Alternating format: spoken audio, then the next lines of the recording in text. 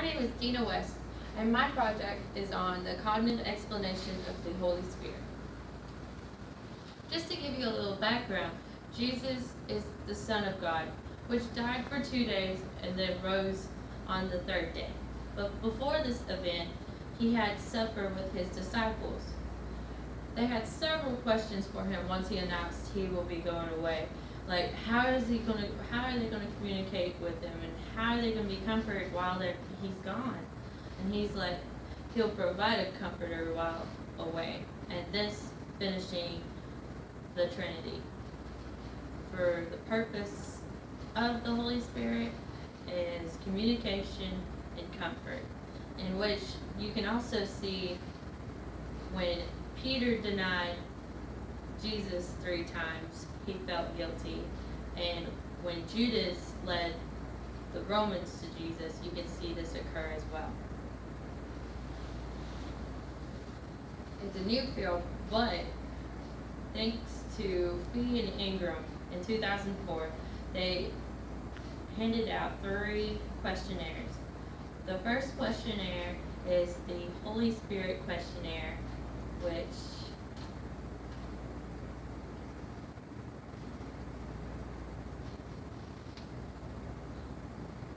to measure difference in perception regarding personal knowledge about feeling the Holy Spirit. And then the SWBS, Spiritual Well-Being Scale, is one's sense of well-being in the relationship of God, and then one's overall sense of life, purpose, and satisfaction. Last but not least is the SAI, Spiritual Assessment Inventory, which is one's awareness of God, spiritual maturity, and the nature of that relationship with God, psychological maturity. Well, they handed out the surveys at Biola University, and they got 133 back. The age range of these surveys were from 17 to 58. Most of the respondents were claimed to be Protestant denomination. What surprised me was that the second highest was non-denominational, and then to race, it was open to all, but at Biola University, Caucasian dominated though, followed by African American, Asian, and Latino.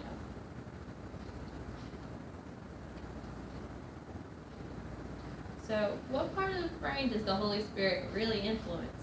Well, one of the ways you can explain it is by using Milner and Goodell's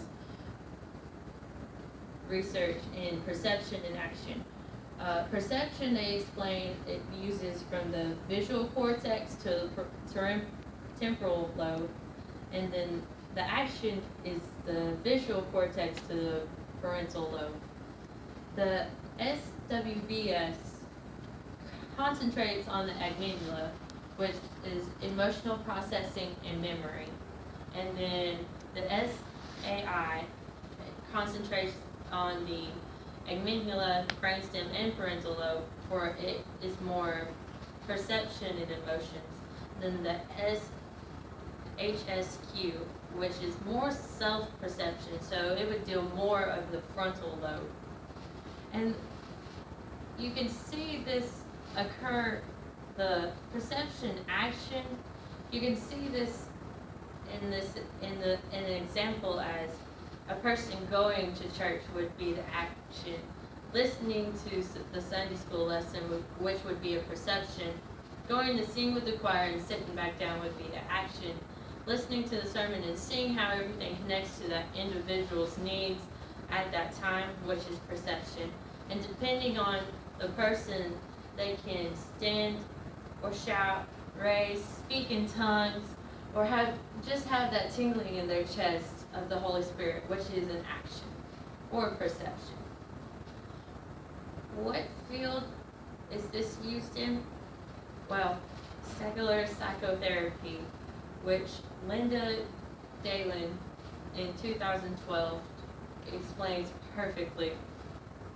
For they take the experience to bring change to a person's life, but they concentrate into two areas: what benefits the people in general, and the Holy Spirit, how it may work in their church and in the members. Why did I pick this topic? Well, it all started in Walker's cognitive psychology. I wasn't really experienced with research psychology yet, so I was more, at that time I was more of a clinical thought at the time. But once she asked us to find an area that we would be interested in, I found this and I got all ecstatic about. So if I become a research psychologist, this would be one of the fields of interest. And me as personally, I'm a Christian, so it would be cool to catch the Holy Spirit on image, especially if we catch brain images of the Holy Spirit influencing someone's brain. So I would like to thank you to these sources. Bible Gateway for the background of the Holy Spirit, B and Ingram for their questionnaires and their test results and such, and Milner and Goodell on their perception and action.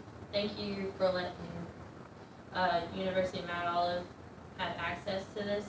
And then Linda Dalen, which also gave University of Mount Olive access to her secular psychotherapy journal. And that is it.